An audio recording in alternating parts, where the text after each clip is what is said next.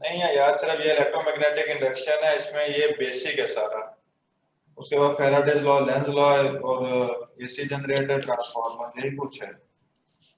Sir मुझे लगता है इन्होंने लास्ट ईयर वाला एलएमएस दिया हुआ है सर, कोई न्यू लेक्चर नहीं है सर, ना लॉजिकल रीजनिंग का सर, जिस सिर्फ लॉजिकल रीजनिंग के टेस्ट चेंज हुए हाँ, हैं उसके लेक्चर बाद। पुराने हैं वो ना, उन्होंने यहाँ से फिर अभी खत्म ही नहीं किए, तो इस वजह से है। मैं फर्दर पूछ लूंगा, लेकिन यार इमोशनल ईएमएफ सर अगर इतने आपको ज्यादा आउट ऑफ सिलेबस क्वेश्चंस होते हैं यहाँ पे सर, फिर फायदा किस ज्वाइन करने का। आउट ऑफ सिलेबस वो इस लिहाज से भी हो सकता है ना कि वो अगर उन्होंने इमोशनल ईएमएफ के क्वेश्चन दिए हैं तो इसलिए दिए हैं कि इलेक्ट्रोमैग्नेटिक इंडक्शन को टेस्ट ना कर जाए। ये एक प्रोबेबिलिटी होती है, ठीक है ना। मेन चीज है कि जो सिलेबस है ना इसका पीएमसी का, उसको फॉलो करें। उसमें जो चीज उन्होंने मेंशन की है वो आप उनको बस तैयार करें। सर बाकी सर पीएमसी का लास्ट ईयर सिलेबस जो भी टच तो हुए थे फुल ना ईयर का 22 से सर, वो उनके सबके मार्क्स दिए थे उन्होंने। हाँ, इसी तरह ही है ना, अगर कोई आउट ऑफ सिलेबस आ जाता है या अगर कोई किसी का स्टेटमेंट में कोई प्रॉब्लम है तो उसके तो ग्रेस मार्क्स मिलेंगे लाजमी।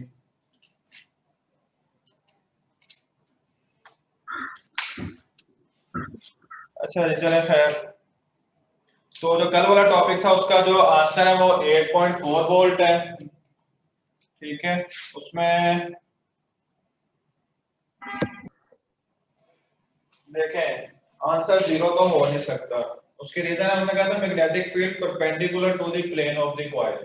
फॉर एग्जांपल ये कॉइल की प्लेन, प्लेन का मतलब ये वाला एरिया ही है, इसे प्लेन कहते हैं, ठीक है। ये सारी जो सरफेस है इसको प्लेन कहते हैं। ये प्लेन मैग्नेटिक फील्ड के परपेंडिकुलर है। जब प्लेन मैग्नेटिक फील्ड के परपेंडिकुलर होगी,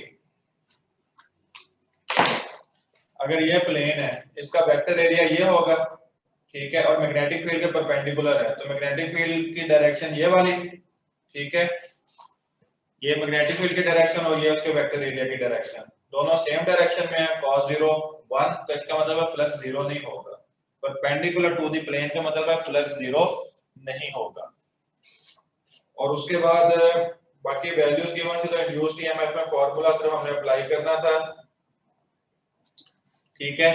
n delta phi by delta T, ठीक है। अब जो डेल्टा फाई है उसमें b delta a cos theta आना था, कॉइल को रोटेट 180 डिग्री पर किया है, cos 180 -1 -1 प्लस, ठीक है। तो b a और t और n की वैल्यूज आपने पुट करनी, वैल्यूज आप पुट करके आंसर निकाल लेंगे। 8.4 वोल्ट है, लेकिन मैं सिर्फ ये बता दूं कि इसका आंसर जो है वो ये जीरो नहीं होगा, क्योंकि प्लेन परपेंडिकुलर थी कॉइल के। सर cos थीटा होगा या sin थीटा?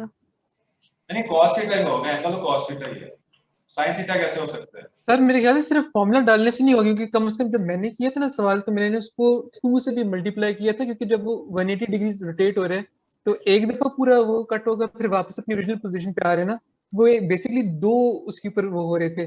तो मैंने तो खैर 2 से मल्टीप्लाई किया था, मैं मेरे दिमाग में तो वही चीज थी, तब मेरा 8.4 आंसर आया था।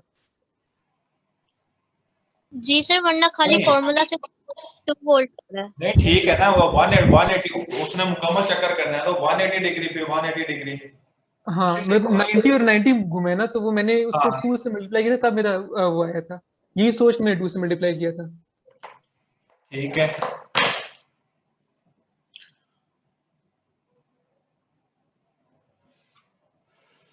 सही, चलें जी। बाकी ये कि अगर चैप्टर में उसमें जो टेस्ट हैं आपके, उसमें अगर इस तरह के कोई क्वेश्चंस आते हैं फॉर एग्जांपल, ठीक है, तो कोई बात नहीं, वो जब डिस्कशन करेंगे उसमें जरा उनका एक ओवरव्यू जनरल सा कर लेंगे, लेकिन आप स्टिक रहें जो पीएमसी का सिलेबस है और पीएमसी ने जो चीजें मेंशन की हैं। म्यूचुअल इंडक्शन, सेल्फ इंडक्शन ये मेंशन नहीं है, ये बिल्कुल ना करें आप लोग, ठीक है। क्योंकि अगर आप ये इलेक्ट्रोमैग्नेटिक इंडक्शन की बेस पे करते हैं तो फिर तो जो है इमोशनल ईएमएफ है, फैराडे लॉ, ये इसके अलावा ये जो म्यूचुअल इंडक्शन है, सेल्फ इंडक्शन है, फिर एनर्जी स्टोर्ड है वो भी आ जाती है, इंडक्टेंस का कॉन्सेप्ट आ जाएगा फिर, ठीक है ना। तो आप जो आपको फिर बताया गया है पीएमसी की तरफ से उसको फॉलो करें। तो जो नेक्स्ट टॉपिक है लेंस लॉ। लेंस लॉ में हम इसके कुछ केसेस डिस्कस करेंगे, कुछ सारे केसेस इसके बेसिकली एमसीक्यूज ही होंगे, इसकी एक्सप्लेनेशन नहीं है। फैराडे लॉ में हमने पढ़ा था -n delta phi by delta T, ठीक है। ये सारा हमने पढ़ लिया था। फ्लक्स चेंज होगा विद रिस्पेक्ट टू टाइम तो ईएमएफ इंड्यूस होगी, ठीक है। फ्लक्स जितनी जल्दी चेंज होगा ईएमएफ उतनी ज्यादा प्रोड्यूस होगी, जितना ज्यादा फ्लक्स चेंज होगा ईएमएफ उतनी ज्यादा प्रोड्यूस होगी, ठीक है। और ये जो नेगेटिव साइन है, ये negative sign basically Lenz law को रिप्रेजेंट करता है। ये बताता है कि इस ईएमएफ ने इंड्यूस होना है delta phi by delta T, change in flux with respect to time से, ठीक है। फ्लक्स जब चेंज होगा वो ईएमएफ इंड्यूस करेगा, ठीक है। ईएमएफ जो है इंड्यूस होने के बाद इस कॉज को अपोज करेगी, माइनस साइन इंडिकेट करता है कि ईएमएफ इंड्यूस होने के बाद कॉज को अपोज करेगी। अपोज करने का मतलब क्या है, ईएमएफ अगर फ्लक्स के इंक्रीज होने की वजह से हुई है तो ईएमएफ को डिक्रीज करेगी, अगर ईएमएफ फ्लक्स के डिक्रीज होने की वजह से इंड्यूस हुई है तो ये फ्लक्स को इंक्रीज करने की कोशिश करेगी। इसे कहते हैं ये अपोज करती है अपनी कॉज को, ठीक है। यानी कि माइनस साइन ये इंडिकेट करता है कि ईएमएफ इंड्यूस होने के बाद अपनी कॉज को अपोज करेगी। इसमें law of conservation of energy का वो होल्ड करता है।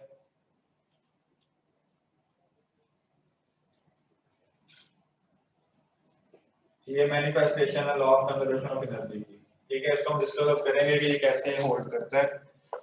और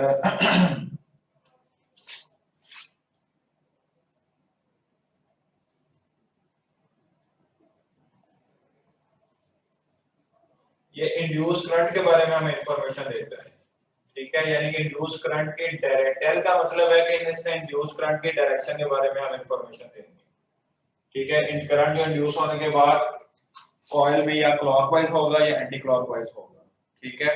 उसकी क्लॉकवाइज डायरेक्शन या एंटी क्लॉकवाइज डायरेक्शन हमें लेंज लॉ से पता चलेगी। लेंज का मतलब है उसकी इंड्यूस करंट के बारे में हमें इंफॉर्मेशन देगा, उसकी डायरेक्शन जो है क्या होगी।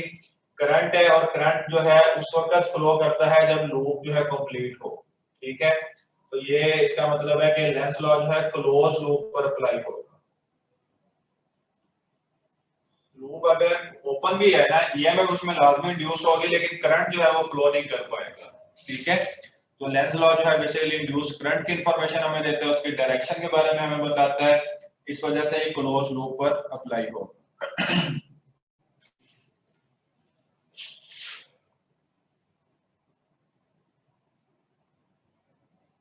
अच्छा, ये हम इसके केसेस जो है वो स्टडी करते हैं। ये आपको एक दो मैं इसके ना टिप्स बताता हूँ, उससे आपको पता चल जाएगा कि इंड्यूस करंट की जो डायरेक्शन है वो कैसे फाइंड करनी है।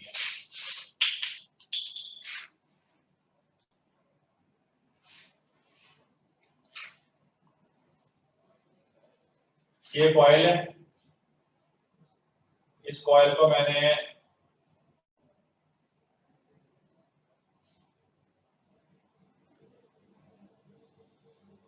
एक गैल्वेनोमीटर के साथ जोड़ा है, ठीक है। गैल्वेनोमीटर के साथ जोड़ने का मतलब है कि करंट जो है वो डिटेक्ट होगा। यहाँ पर है एक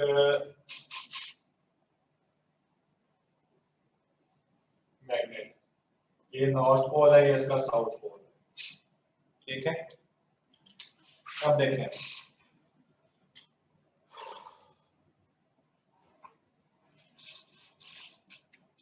अगर मैं इस मैग्नेट को टुवर्ड्स द कॉइल मूव करवाता हूं, ठीक है, ये एरो रिप्रेजेंट कर रहा है कि मैग्नेट जो टुवर्ड्स द कॉइल मूव कर रहा है। मैं इस मैग्नेट को मूव करवा रहा हूं, ठीक है। मोशन की वजह से जो एनर्जी है इसके पास, कौन सी अब एनर्जी है, मोशन की वजह से मैकेनिकल एनर्जी, ठीक है। जब भी कोई चीज मूव करती है उसके बाद मैकेनिकल एनर्जी है। जब मैं इसको मूव करवा रहा हूं टुवर्ड्स द कॉइल तो इसका मतलब ये है कि इसमें मैकेनिकल एनर्जी है, और जब ये कॉइल इसकी तरफ मूव करेगी, ठीक है। अब ये जो एक लूप आपको समझाऊंगा, बाकी समय में यही प्रोसेस होगा। फ्लक्स जो है मैग्नेटिक फील्ड जैसे जैसे करीब आता जाएगा, इस लूप में से ज्यादा फील्ड लाइन पास करेगी। फील्ड लाइंस की तादाद ज्यादा पास करे कम पास करे, ये चेंज इन फ्लक्स है। फ्लक्स चेंज होगा, इसमें ईएमएफ इंड्यूस होगी, गैल्वेनोमीटर जो है उसको डिटेक्ट करेगा। अगर मेजर करना है तो एमीटर लगा लें, एमीटर मेजर करेगा। ये जो है ना, ये वाला लूप, इसको समझिएगा। फॉर एग्जांपल ये पाथ है, ये मैंने लूप बनाया है, ठीक है। इसके दो फेसेस हैं। अब देखें ये लूप है ना, एक फेस आप लोगों की तरफ है, एक फेस मेरी तरफ है। दो फेसेस है, ठीक है। इस लूप के भी दो फेसेस है, इसके भी, इसके भी, इसके भी, हर लूप के दो फेसेस है, ठीक है।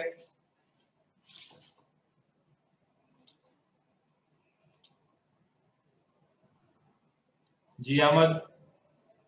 सर वो आपको बताना था कि आपने वो टाइम पीरियड का कहा था कि वो बताऊंगा मैं कल, याद करवाना। हाँ यार, वो टाइम पीरियड ना वेलोसिटी से इंडिपेंडेंट होता है। वो जो पार्टिकल की जो स्पीड है ना, वेलोसिटी, उससे वो इंडिपेंडेंट होता है। वो मास और चार्ज पर डिपेंड करता है, जी सर, जी ठीक है। वो हाँ, अच्छा कि याद करवा दिया। वेलोसिटी से इंडिपेंडेंट है क्योंकि वेलोसिटी कैंसिल हो जाती है। दो पार्टिकल्स हैं, उनके अगर Q और M की रेशियो अगर सेम होगी ना, तो वेलोसिटी पे वो डिपेंड नहीं करेगा। उनका जो सर्कल है वो जो है टाइम पीरियड जो है ना सर्कल में वाइब्रेशन का वो सेम होगा।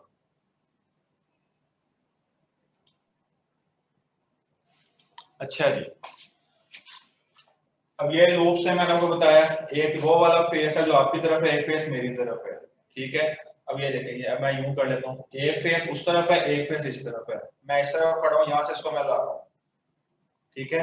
जब मैं इसको यहाँ से ला रहा हूँ, ये नॉर्थ पोल है, मैग्नेटिक फील्ड लाइन नॉर्थ से निकल के साउथ में जाएंगी।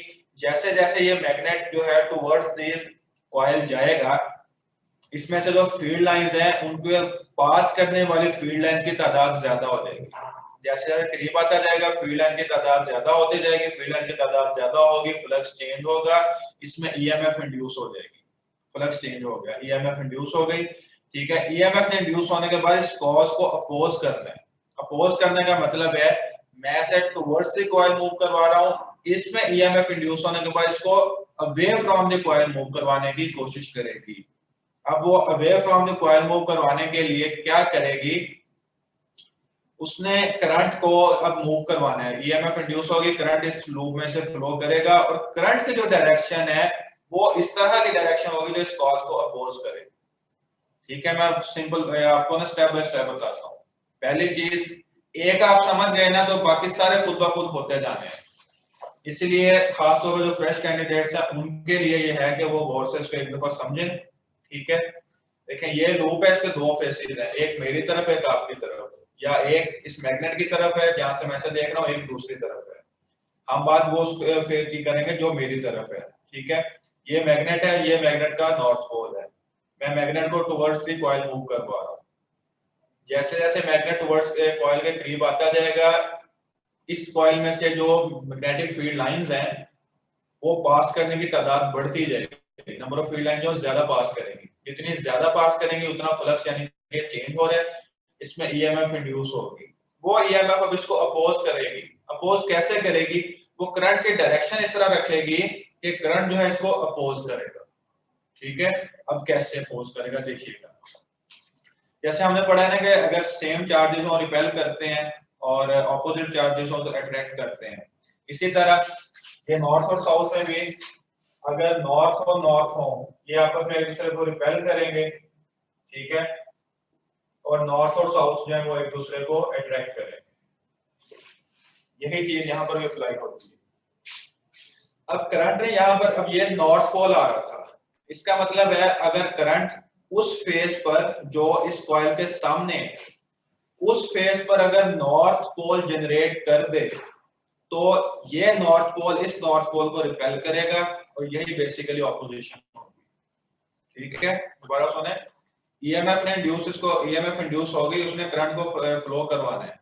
अब करंट ने इस डायरेक्शन में फ्लो करना है कि इसको अपोज करे। अपोज कैसे कर सकता है, ये नॉर्थ पोल है ना, तो जो कॉइल का फेस इस नॉर्थ पोल के सामने है वो कॉइल के फेस पर नॉर्थ पोल जनरेट करेगा। जब नॉर्थ पोल जनरेट करेगा, ठीक है, तो ये नॉर्थ पोल इस नॉर्थ पोल को रिपेल करेगा और ये रिपल्शन बेसिकली ऑपोजिशन होगी। अब नॉर्थ पोल जनरेट करने के लिए करंट जो है वो इस लूप में क्लॉकवाइज होगा या एंटी क्लॉकवाइज होगा। अब नेक्स्ट क्वेश्चन ये, ठीक है, इसका सबसे आसान तरीका ये है, आपने ये देखना है कि जो फेस इसके सामने है उस पर कौन सा उसने ना लेकर आना है, पोल कौन सा लेकर आना है, नॉर्थ या साउथ। तो हमें पता चला नॉर्थ पोल लेके आना है। मैं यहाँ पर बनाता हूँ नॉर्थ पोल, एन लिखा, लिखने के बाद यहां पर मैंने दो एरो लगा दिए, ठीक है। अब आप इसको अगर रोटेट करवाएं ठीक है, इसको रोटेट करवाएं तो देखें ये कौन सी रोटेशन होगी। ठीक है, ये भी मैं ही आपको ऑरली बताता हूं, तो ये रोटेशन होगी एंटी क्लॉकवाइज।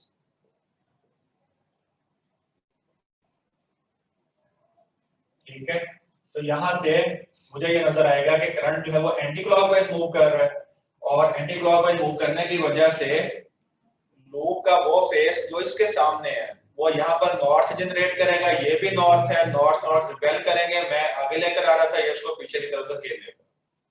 ठीक है, इसे रिपल्शन कहते हैं, और इसे कहते हैं कि अपोज कर रही है ईएमएफ इंड्यूस होने के बाद अपनी कॉज को। कॉज क्या थी? Motion of a bar magnet towards the coil, EMF इसको away from the coil move करवाएगी। ठीक है, और मैं जो उसको मूव करवा रहा था तो ये मेरी मैकेनिकल एनर्जी थी, और ये फ्लक्स के चेंज होने की वजह से करंट इंड्यूस हुआ। ठीक है, करंट के पास होती है इलेक्ट्रिकल एनर्जी, तो मेरी मैकेनिकल एनर्जी इलेक्ट्रिकल एनर्जी में कन्वर्ट हो। आहिस्ता आहिस्ता लेकर आऊंगा, आहिस्ता आहिस्ता करंट को फ्लो करेगा, फुल तेज लेकर आऊंगा, फुल तौर पर करंट उतना तेज मूव करेगा। ठीक है, तो इस तरह यानी कि mechanical energy is completely converted into electrical energy. इस वजह से हम कहते हैं कि law of conservation of energy जो है वो वैलिड रहता है। ईएमएफ को अपोज क्यों करती है? ईएमएफ इसलिए अपोज करती है कि ये एक नेचुरल फिनोमेना है कि law of conservation of energy ने होल्ड करना है। अगर ईएमएफ इसको अपोज नहीं करेगी तो law of conservation of energy यहाँ पर फेल हो जाएगा। ठीक है, यानी एक फोर्स आप लगाते हो तो दो फोर्सेस आउटपुट पर आ जाएंगे, ऐसा पॉसिबल नहीं है। इस वजह से law of conservation of energy को वैलिड रखने के लिए ईएमएफ जो है वो इंड्यूस होने के बाद अपनी कॉज को अपोज करती है। अच्छा जी, उसके बाद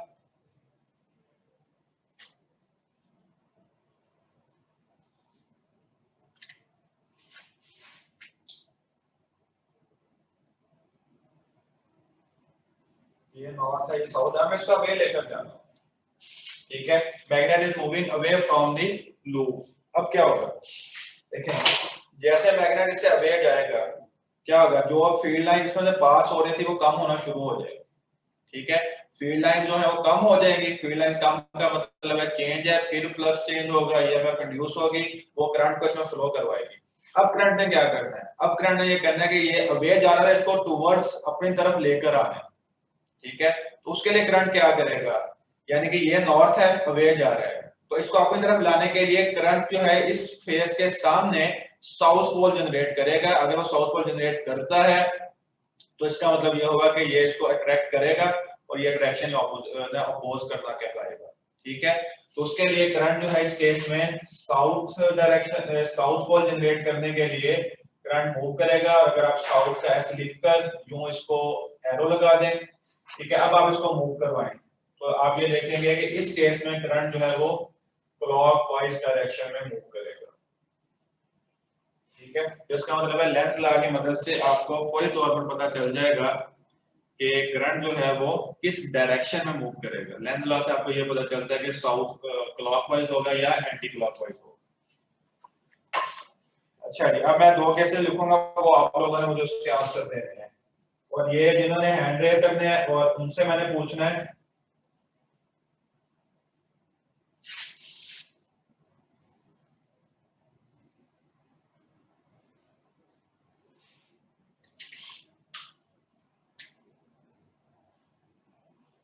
जी, इसमें बताएं कि अब करंट किस डायरेक्शन में होगा। नहीं, ये कोई और स्टूडेंट बताएं जिन्होंने, ये जिनसे मैं पहले पूछता रहता हूँ ना, उनसे मैंने नहीं पूछना।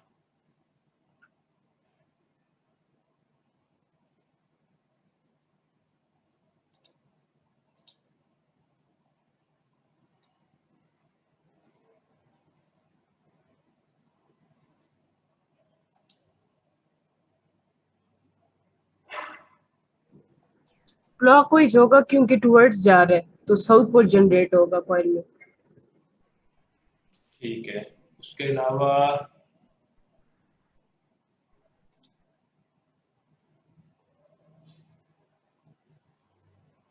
सर क्लॉकवाइज होगा। क्लॉकवाइज होगा।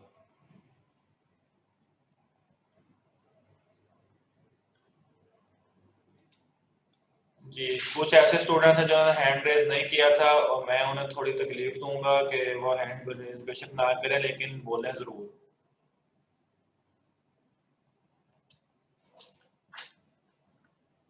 जी बच्चों, जिनको मैंने अभी अनम्यूट किया है वो बताएं मुझे जरा, खास तौर पे जो इसके अब फ्रेश कैंडिडेट है ना वो मुझे बताएं जरा, उनको ये कॉन्सेप्ट क्लियर हुआ है?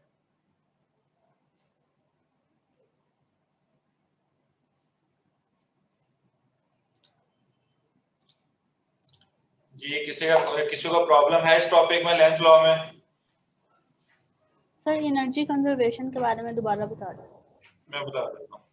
सर वो टाइम पीरियड का बता दें जो आपने कि दोनों का सेम होगा, अल्फा और पार्टिकल का प्रोटॉन? नहीं वो सेम नहीं होगा। वो ये था कि टाइम पीरियड जो है वो वेलोसिटी से इंडिपेंडेंट है, सिर्फ ये चीज आपने याद रखनी। वो मास पे चार्ज पे डिपेंड जरूर करता है, वेलोसिटी से इंडिपेंडेंट है। यानी दो प्रोटॉन्स हैं, ठीक है, दोनों की वेलोसिटी डिफरेंट है, वो एंटर होते हैं, सर्कल बनाते हैं, तो उनका एक सर्कल कंप्लीट करने का जो टाइम है ना वो सेम होगा, बेशक उनकी वेलोसिटी डिफरेंट ही क्यों ना हो। ये कॉन्सेप्ट था उसका। सर सिलेबस में सेल्फ इंड्यूस्ड ईएमएफ और म्यूचुअल इंडक्टेंस है? नहीं, वो सारी चीजें नहीं है जी, वो सारी चीजें सर नहीं है, वो एडी करंट्स वगैरह? नहीं वो नहीं है। एडी करंट्स हम डिस्कस कर लेंगे ट्रांसफार्मर में, वो करेंगे discuss hysteresis loss eddy current. और फैक्टर्स भी नहीं है, सिर्फ इन्फ्लुएंसिंग इंड्यूस्ड ईएमएफ? नहीं और ये है कि इंड्यूस्ड ईएमएफ होती क्या है, ये कैसे चेंज, इसको कल जैसे मैंने आपको कुछ बताए थे आपको मेथड्स के कैसे इसको इंड्यूस किया जा सकता है, वो याद रखें। मेन वही है, मतलब पहला जो आपका पेज है ना, जो आप लोग पंजाब के जो स्टूडेंट्स हैं, इंड्यूस्ड ईएमएफ का जो पहला पेज है इस चैप्टर का, पहले एक दो पेज में सारी एक्सप्लेनेशन लिखी है जो मैंने आपको बताई थी, उसे आप अच्छी तरह पढ़ लें। ठीक सर। अच्छा जी, तो ठीक है बच्चों, इसका मतलब है यहाँ तक आपका कॉन्सेप्ट क्लियर है। जिन्होंने मुझे बताया कि यहाँ पर साउथ पोल जनरेट करेगा, तो साउथ पोल का मतलब है एंटी क्लॉकवाइज करंट होगा, और एंटी क्लॉकवाइज का मतलब क्लॉकवाइज करंट होगा, सॉरी, और क्लॉकवाइज का मतलब है कि उसको ये रिपेल करना शुरू कर देगा। ठीक है, तो इस तरह यानी कोई भी केस अगर आपके आता है तो आप उसे सॉल्व कर सकते हैं। ठीक है, ये केस इस तरह है, ये इस तरह भी हो सकते हैं कि फॉर एग्जांपल एक कॉइल यहाँ पर पड़ी हुई है और यहाँ से एक मैग्नेट आ रहा है नॉर्थ और साउथ।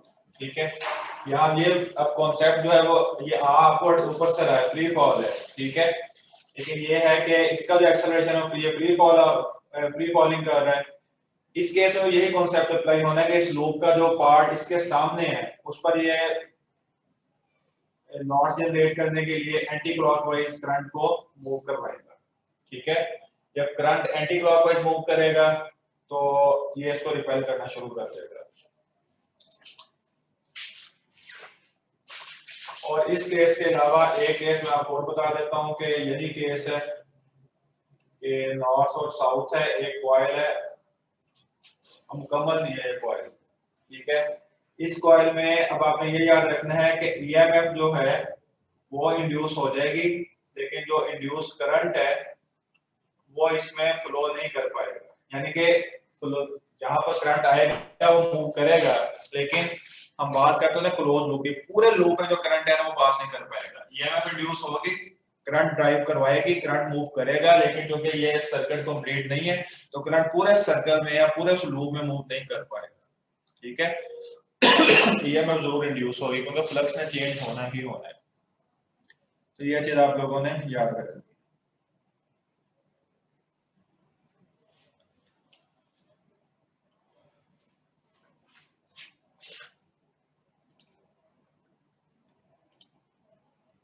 जी अहमद सर ये जो दूसरे वाला केस आपने करवाया है ओपन लूप वाला, इसमें करंट जीरो है और ईएमएफ इंड्यूस हो रही है, सर इसमें फैराडेज लॉ एप्लीकेबल होगा? फैराडेज लॉ, हाँ, ईएमएफ तो है ना, ईएमएफ तो इंड्यूस हुई है ना, वो एप्लीकेबल होगा, लेकिन लेंस लॉ नहीं। लेंस लॉ नहीं होगा। तो उसका ठीक है, ठीक है, ठीक होगा। अच्छा जी, तो ये बच्चों था लेंस लॉ से रेलिवेंट चीजें। लेंस लॉ में बेसिक यही है सारा, ठीक है। और एक स्टूडेंट ने कहा था कि जरा वो एनर्जी का बता दें कि कैसे कंजर्व रहती है।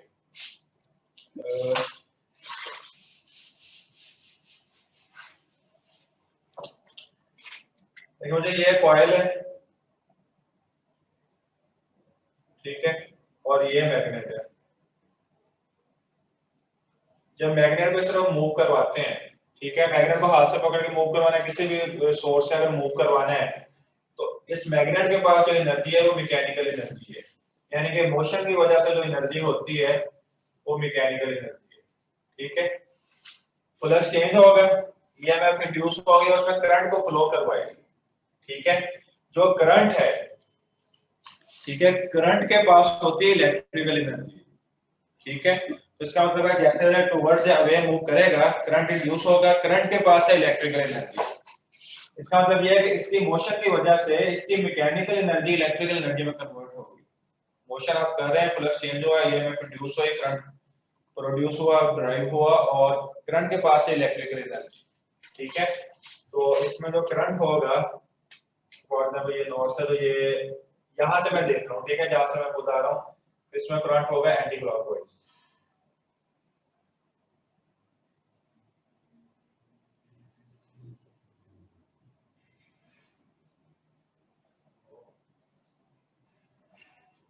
एंटी क्लॉकवाइज करंट होगा, ठीक है। तो करंट के पास होती है इलेक्ट्रिकल एनर्जी। तो energy, law of conservation of energy है कि एनर्जी एक फॉर्म से दूसरी फॉर्म में कन्वर्ट होती है, लेकिन टोटल एनर्जी जो कांस्टेंट रहती है। तो मैकेनिकल एनर्जी जो इलेक्ट्रिकल में कन्वर्ट हुई है, तो टोटल एनर्जी जो हमेशा कांस्टेंट रहेगी। इस वजह से law of conservation of energy जो यहाँ पर वो अप्लाई होता है और वैलिड है। Excuse me sir. जी सर, ये जो फ्री फॉल वाला आपने पहला केस करवाया, इसमें आपने एक्सेलरेशन के बारे में क्या बताया? ये फ्री फॉलिंग हाँ, इसका जो एक्सेलरेशन है ना, ये फ्री फॉल कर रहा है, लेकिन इंड्यूस होने से पहले जब ईएमएफ इंड्यूस हो जाएगी ना, उसके बाद इसने इसको अपोज करना है, तब इसका जो एक्सेलरेशन है ईएमएफ के इंड्यूस होने के बाद वो जी से लेस होगा, क्योंकि वो नीचे आ रहा है, ये इसको अपोज कर रहा है, ऑपोजिशन आ रही है। उस ऑपोजिशन की वजह से जो मैग्नेट का जो एक्सेलरेशन है ईएमएफ के इंड्यूस होने के बाद वो लेस देन जी होगा, और ईएमएफ इंड्यूस होने से पहले वो फ्री फॉल कर रहा है, ठीक है।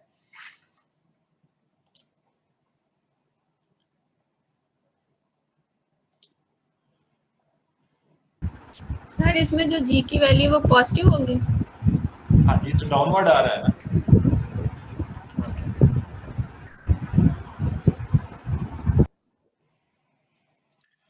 अच्छा जी, उसके बाद न्यू टॉपिक है इलेक्ट्रिक एसी जनरेटर।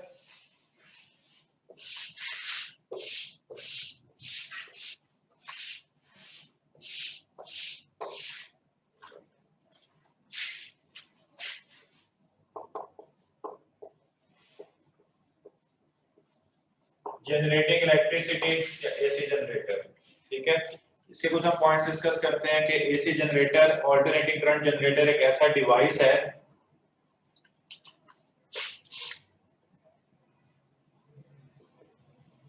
ठीक है, जो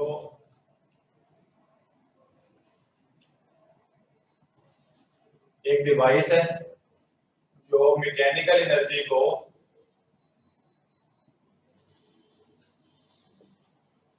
इलेक्ट्रिकल एनर्जी में कन्वर्ट करता है,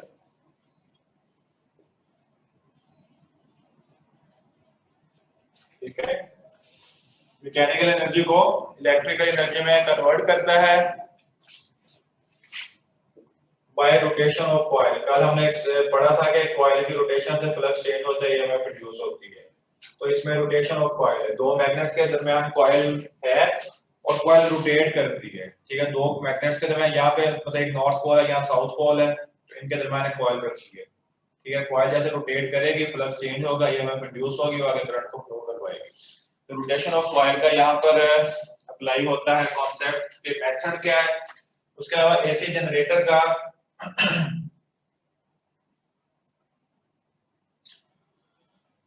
मुझे एक मिनट ठहरेगा।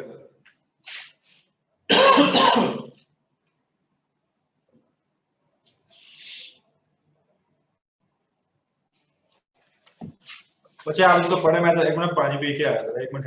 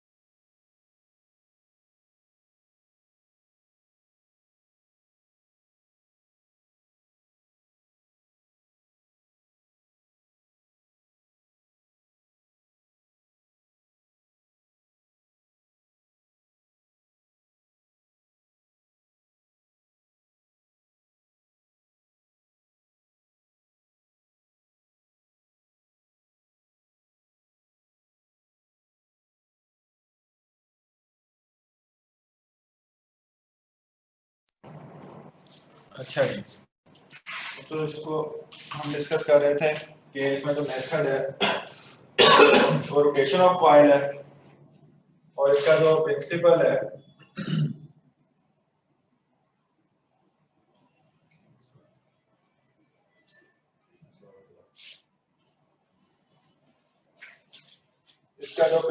वो फैराडेज लॉ है। ठीक है, फैराडेज लॉ क्या कहता है, कॉइल रोटेट करेगी, कॉइल के रोटेशन से फ्लक्स चेंज होगा, फ्लक्स चेंज होने के बाद ईएमएफ इंड्यूस होगी, वो ईएमएफ फिर आगे करंट प्रोवाइड करेगी, जिसे कहते हैं जनरेटर से जो बिजली आती है बेसिकली इस वजह से होती है। और इसमें आपको कुछ चीजें याद रखनी है कि इसमें स्लिप रिंग यूज किए जाते हैं। ठीक है, जो करंट की डायरेक्शन को चेंज करने के लिए यूज किए जाते हैं, और उसके अलावा कार्बन ब्रशेस होते हैं। स्लिप रिंग ना कई बार स्प्लिट रिंग का वर्ड आ जाता है, ये याद रखिएगा, स्लिप रिंग यूज किए जाते हैं। और कार्बन ब्रशेस होते हैं वर्ड, इनकी एक्सप्लेनेशन वगैरह सारी आप बुक से पढ़ेंगे कि इनका क्या काम होता है। मैं थोड़ा बता रहा हूँ कि स्लिप रिंग जो है इसमें यूज किए जाते हैं, जिनका बेसिक पर्पस होता है कि वो करंट को की डायरेक्शन को बेसिकली चेंज करते हैं। ठीक है, और ईएमएफ इंड्यूस होती है, जो ईएमएफ या वोल्टेज से इंड्यूस होगा, इनका जो फार्मूलाज है, फाइनल फार्मूलाज हम डिस्कस करते हैं। Is equal to E naught sine of theta. अब यहाँ पर देखिएगा थीटा है वही है जो आपने चैप्टर नंबर 7 में हमने पढ़ा था, वो ऑसिलेशन में ओमेगा टी है, 2 पाई एफ टी है, या 2 pi over T over capital T है। थीटा के फेज के सारे कॉन्सेप्ट में यहाँ पर अप्लाई होंगे। और ई नॉट जो है ये मैक्सिमम ईएमएफ है, ये होती है एन ए बी ओमेगा। ठीक है, अब यहाँ से ये बात याद रखिएगा कि मैक्सिमम ईएमएफ जो है वो चीजों पर डिपेंड करती है, number of turns per, area of coil पर। ठीक है, और ये बी है एक्सटर्नल मैग्नेटिक फील्ड स्ट्रेंथ, और ओमेगा एंगुलर वेलोसिटी। कोई एक चीज भी चेंज करेंगे मैक्सिमम ईएमएफ की वैल्यू भी चेंज होगी। ठीक है, इसकी वजह से जो करंट होता है वो होता है I is equal to I naught sine of theta. ठीक है, इस सारे को आप R से डिवाइड कर देंगे तो I नॉट बन जाएगा। तो आप ये देखेंगे जो फैक्टर है वो साइन थीटा का यहाँ पर आ रहा है। ठीक है, इसकी जो वेव फॉर्म बनेगी वो कुछ इस तरह की बनेगी, यहाँ पर 0 डिग्री, यहाँ पे 90 डिग्री। कॉइल है ना, कॉइल जब 90 डिग्री पर पहुंचेगी तो मैक्सिमम ईएमएफ, फिर जब 180 पर जाएगी फिर ईएमएफ 0 होगी, और ये 270 है। अब कॉइल की डायरेक्शन बिल्कुल चेंज हो चुकी है और 360 का मतलब है एक उसने रोटेशन कंप्लीट कर ली है और एक रोटेशन में जो उसने अल्टरनेटिंग करंट प्रोड्यूस किया है उसका साइकिल कुछ इस तरह का है कि उसकी वैल्यू पहले पॉजिटिव होगी फिर उसकी वैल्यू नेगेटिव है, यानी कि करंट जो है एसी जनरेटर है, यानी अल्टरनेटिंग करंट को ये प्रोड्यूस करता है। अल्टरनेटिंग करंट का मतलब है कि वो अपनी डायरेक्शन को एक साइकिल में करंट अपनी डायरेक्शन को चेंज करता है, यानी उसके दो डायरेक्शन है, पॉजिटिव से नेगेटिव है, नेगेटिव से पॉजिटिव। ठीक है, ये चीज आप इसमें याद रखनी है।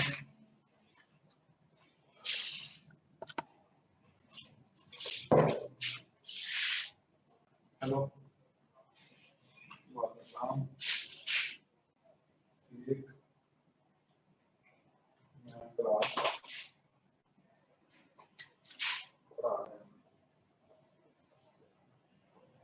सवाल था दोस्तों क्यों है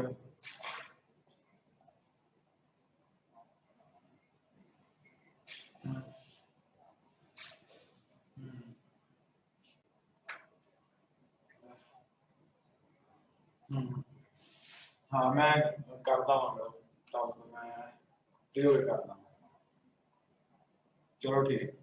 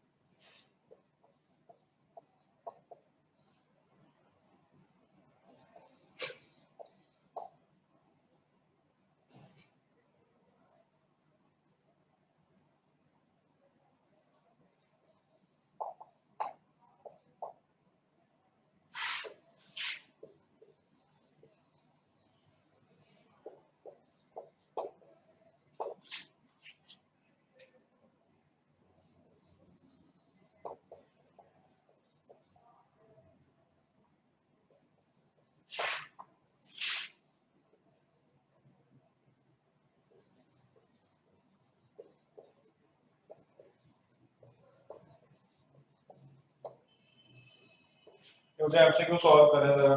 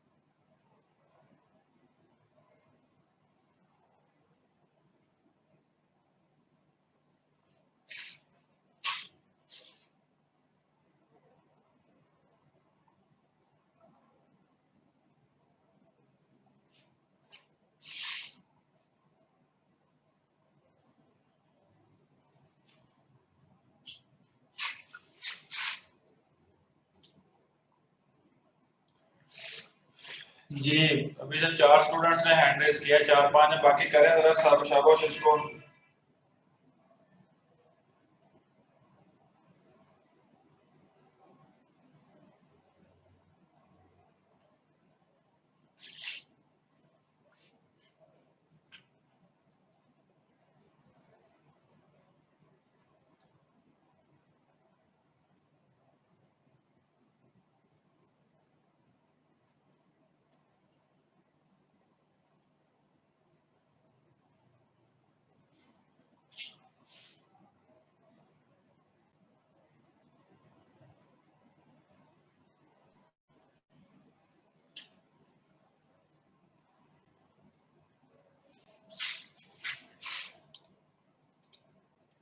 जी क्या आंसर है इसका? Sir beta option, beta 50 rotation पर सेकंड। Beta 50 rotation.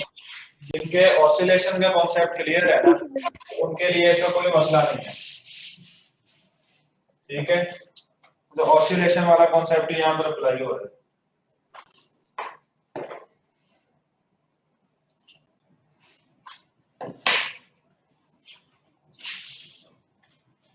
ये बच्चों किसी को अगर इसमें कंफ्यूजन हो,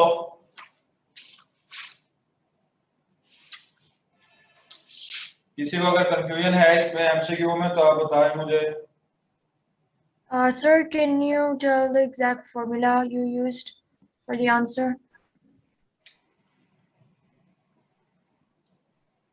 Can you hear me? आप yes, have you solved it? आप इसको सॉल्व किया है? No, I don't know what formula to use. I'm confused. What formula? This is the given data, and this is the general formula. You have to find. First of all, tell me, आपने इसमें से find क्या करना है? I have to find the number of rotations. Number of rotation per second. Yeah. कौन सी value, कौन से आपने parameter, which parameter do you find? You have to find which parameter? I have to find the that E is equal to NAVW. Oh no. Number of rotations per second, or what does it mean? Does that make sense? Yeah, I guess. ये कौन सी quantity है, number of rotation पर second? क्या ख्याल है आपका? E naught. You have to find E naught.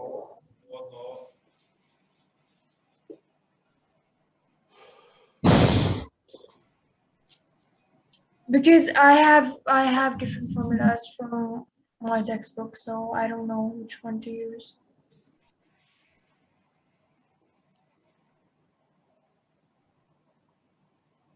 Okay, मैं solve करवा देता हूं, पर मैं एक एमसीक्यू लिखूंगा। ये सिंपल एमसीक्यू है। एसी करंट जो है वो 1 सेकंड में कितने दफा अपन डायरेक्शन जो है वो चेंज करता है? 2 टाइम्स।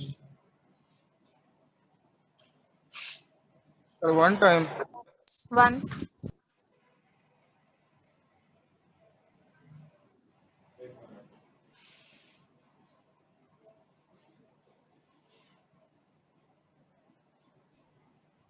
ये तो फ्रीक्वेंसी पे डिपेंड नहीं करेगा।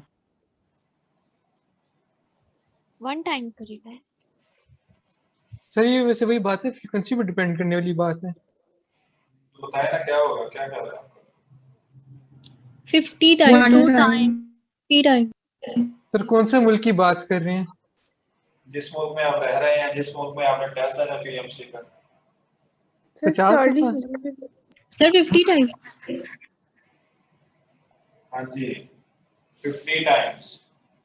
जब आपको इस तरह क्वेश्चन आता है, तो जाहिर बात है पाकिस्तान की बात ही करेंगे ना, ठीक है ना। तो ये जो साइकिल है, पाकिस्तान में जो एसी की फ्रीक्वेंसी है वो 50 हर्ट्ज है। सर ये पीटीबी में ये लाइन लिखी हुई है, the current alternates its direction once in one cycle.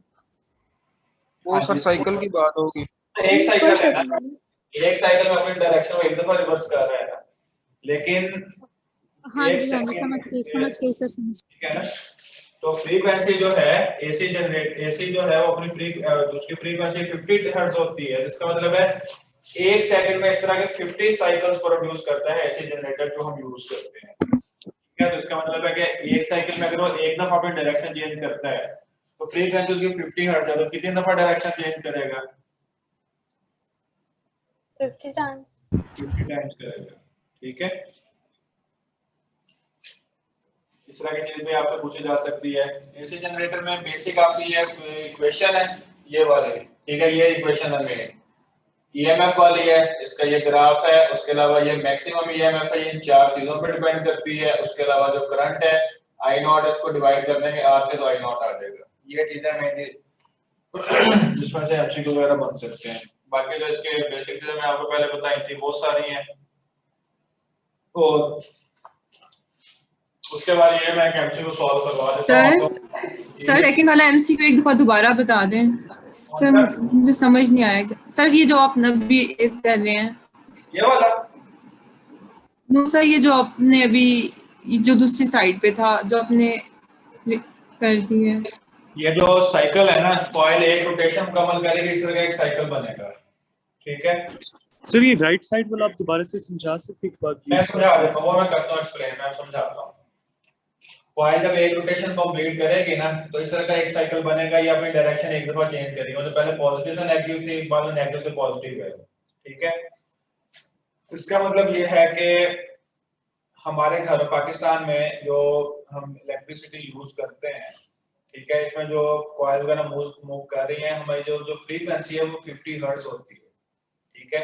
50 hertz का मतलब ये है कि जो कॉइल हमारे यहाँ पर यूज होगी वो एक सेकंड में इस तरह के 50 साइकिल्स प्रोड्यूस करेगी। ये एक साइकिल है पूरा, 0 से 360 तक एक साइकिल है, ठीक है। आप एक जनरेटर घर में यूज करते हैं ना, वो एक सेकंड में इस तरह के 50 साइकिल्स प्रोड्यूस करता है, या आप ये कहेंगे 50 रोटेशंस कंप्लीट करता है, ठीक है।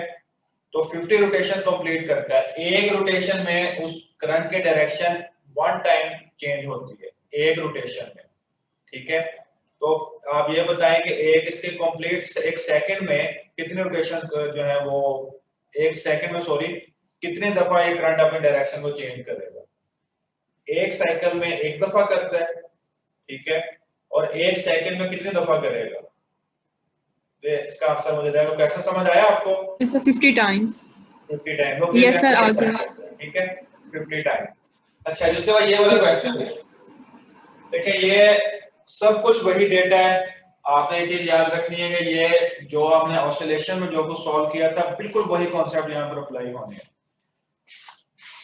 E is equal to E naught maximum EMF into sin of theta and E is equal to 100 sin 100 pi degree, ठीक है। ये हमारा गिवन है, ये जनरल है। अब यहाँ से आपने दोनों को देखना है कि साइन के साथ ये जो है ना वैल्यू, ये बेसिकली E नॉट की वैल्यू है। इसका मतलब है कि आपसे वो ऐसे भी पूछ सकते हैं, एमडीके में सिंपल एमसीक्यू आपसे पूछा जा सकता है, डेटा गिवन देखकर वो कहेंगे बताइए मैक्सिमम ईएमएफ इंड्यूस कितनी होगी। आंसर दें, क्या होगा? 100। मैक्सिमम ईएमएफ 100, ठीक है। ये जो 100 ये आपने कैरिज के साथ कंपेयर करना है, ये मैक्सिमम वैल्यू यानी कि n बी ओमेगा की वैल्यू 100 है, ठीक है। उसके बाद दूसरी चीज है थीटा, ये बेसिकली होता है ओमेगा टी, ठीक है, omega T, theta is equal to omega T, ठीक है। या इसको मैं यहाँ पर लिख देता हूँ ओमेगा टी, ठीक हो गया। अब दूसरी चीज ये है कि साइन और टी के दरमियान जो कुछ लिखा है वो सारे का सारा ओमेगा है, ठीक है। ये टी एक अलग चीज है, ये टी इंस्टेंटेनियस टाइम है। अच्छा जी, अब उसने कहा नंबर ऑफ रोटेशंस पर सेकंड, नंबर ऑफ ऑसिलेशन पर सेकंड, नंबर ऑफ वाइब्रेशन पर सेकंड, नंबर ऑफ रोटेशन पर सेकंड, नंबर ऑफ रेवोल्यूशन पर सेकंड। अगर हम सेकंड की बात करते हैं तो ये नंबर ऑफ के साथ ही ऑसिलेशन, वाइब्रेशन, रोटेशन आ जाए पर सेकंड, तो ये कहलाती है फ्रीक्वेंसी, ठीक है। तो इसका मतलब है कि हमने यहाँ पर नंबर ऑफ रोटेशन मतलब उसकी लीनियर फ्रीक्वेंसी फाइंड करनी है। नंबर ऑफ रोटेशन पर second represents frequency and frequency जो है वो इस ओमेगा के अंदर है, तो हम यूज करेंगे इस ओमेगा को। ओमेगा इज इक्वल टू 100 पाई, ठीक है, और ओमेगा होता है 2 पाई f इज इक्वल टू 100 पाई। ये f हमने फाइंड करना है, पाई पाई से कैंसिल, तो f इज इक्वल टू आ जाएगा 50 हर्ट्ज, और 50 हर्ट्ज आ जाएगा, या ये रेवोल्यूशन पर सेकंड आता है।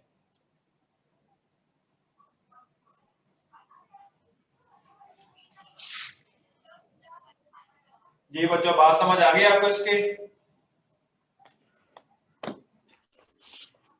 जी सर, थैंक यू। ठीक है, उसके अलावा is it clear? Yes, sir. Thank you. Okay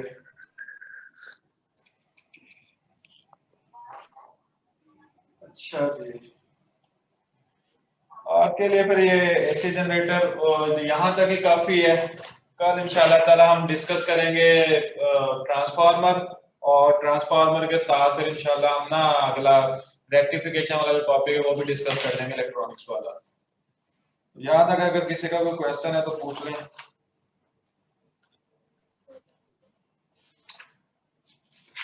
sir ये करंट इलेक्ट्रिसिटी वाले चैप्टर से एक एमसीक्यूज था। क्या सर जिनकी रेजिस्टिविटी, दो मटेरियल्स की रेजिस्टिविटी सेम होती है, उनके लिए और कौन सी वैल्यूज जो है वो सेम हो सकती है? कोफिशिएंट ऑफ रेजिस्टिविटी या फिर रेजिस्टेंस? रेजिस्टेंस। नहीं, दोबारा बताएं मुझे। दो सेम मटेरियल है? हाँ जी, उनकी रेजिस्टिविटी सेम है, हाँ जी। तो उनके लिए और कौन सी मतलब क्वांटिटी है वो जो सेम होगी? उनकी कोफिशिएंट ऑफ रेजिस्टिविटी या फिर रेजिस्टेंस? टेम्परेचर सेम है? आई थिंक कोफिशिएंट ही होगा सेम। सर रेजिस्टिविटी उन्होंने बस ये बताया हुआ था कि रेजिस्टिविटी सेम है। सर रेजिस्टेंस, रेजिस्टेंस होगी फिर। सर उन्होंने रेजिस्टेंस ही लगाया हुआ था एलएमएस पे, लेकिन सेटिस्फाइंग नहीं है आंसर। अगर दोनों मटेरियल सेम है फिर तो नहीं हो सकता, अगर दो फर्क मटेरियल है फिर वो चीज हो सकती है। मटेरियल तो लेंथ और एरिया पे भी तो डिपेंड करती है, वो कैसे सेम हो सकती है?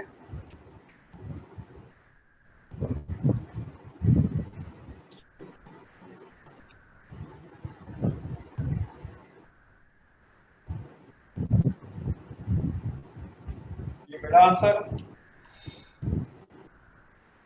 नहीं सर, ये जो स्टेटमेंट है, स्टेटमेंट में उन्होंने क्या लिखा है?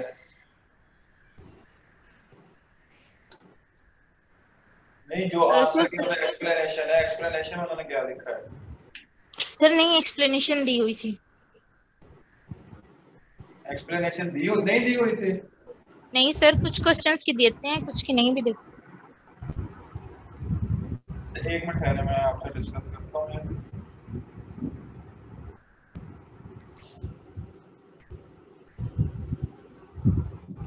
अच्छा जी, चलें यार, ये ऑर्डिनरी करंट के एमसीक्यूज हम करते हैं।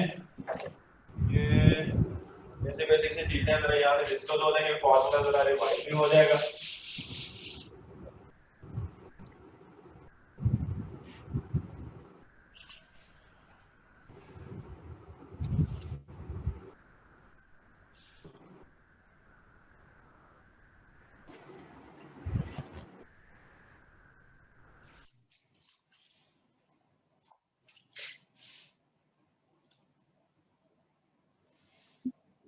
ग्राफ है, इसका जो टाइम जो है ये 12.0 सर टाइम मीटर कुछ सेकंड में, टाइम जो है मिली सेकंड में है, ठीक है।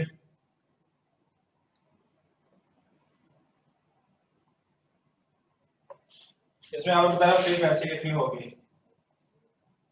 आंसर किसी ने बताना नहीं है, जो सॉल्व करेंगे वो सिर्फ मेरे साथ डिस्कस, मैं उनसे खुद पूछूंगा, आपने हैंड रेज करना है। कुछ सर ये आपने ये क्या लिखी है? 3 मिली क्या चीज? वैल्यू क्या लिखी है आपने? तो 2.5 है ना, और एक 2.0 है। 2.5 है, ये 5.0 है, टाइम मिली सेकंड में है, ठीक है। तो आपने फ्रीक्वेंसी बतानी है क्या होगी? 5.5 है सर, नजर नहीं आ रहा था। 5.0 यानी 5 है। Okay sir.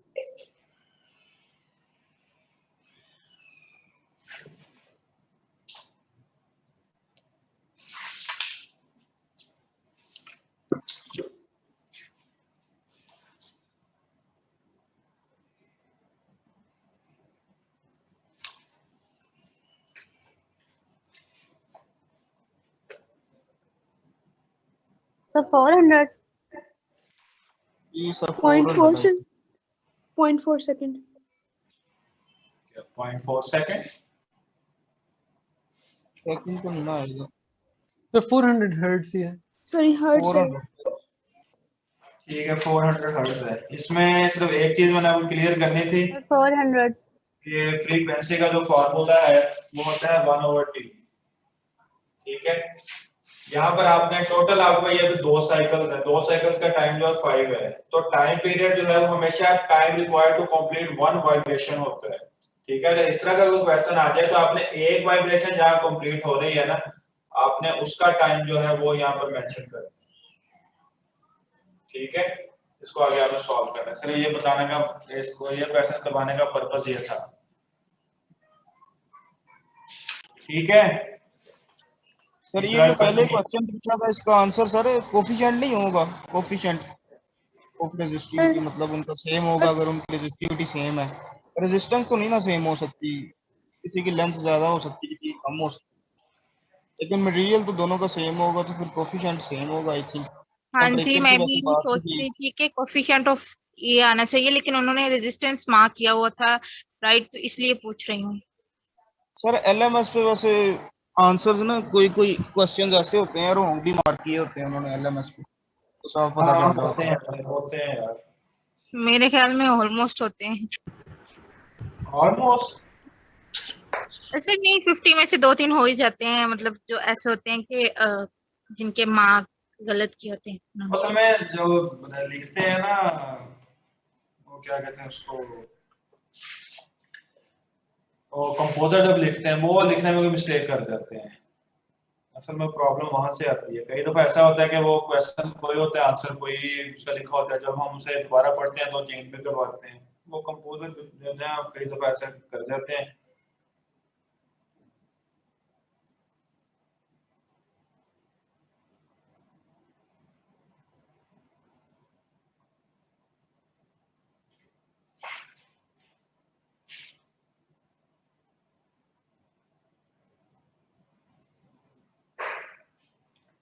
सही है, चलें ठीक है बच्चों, कल इंशाल्लाह ताला इसके एमसीक्यू में और देखूंगा, अगर मुझे कोई अच्छा बेहतर लगे तो करवाऊंगा, अदरवाइज ये जो एमसीक्यूज किए हैं इनसे बेसिक्स आपके कॉन्सेप्ट यहाँ पे क्लियर हो गए होंगे। ठीक है, इसमें ये फार्मूलाज हैं जो इसकी बेसिक्स हैं। कल इंशाल्लाह ताला ट्रांसफार्मर वाला चैप्टर पर टॉपिक करेंगे, साथ जो रेक्टिफिकेशन है उसको हम कंप्लीट करेंगे। इलेक्ट्रॉनिक्स में सिर्फ वही है रेक्टिफिकेशन वाला टॉपिक। ओके बच्चों।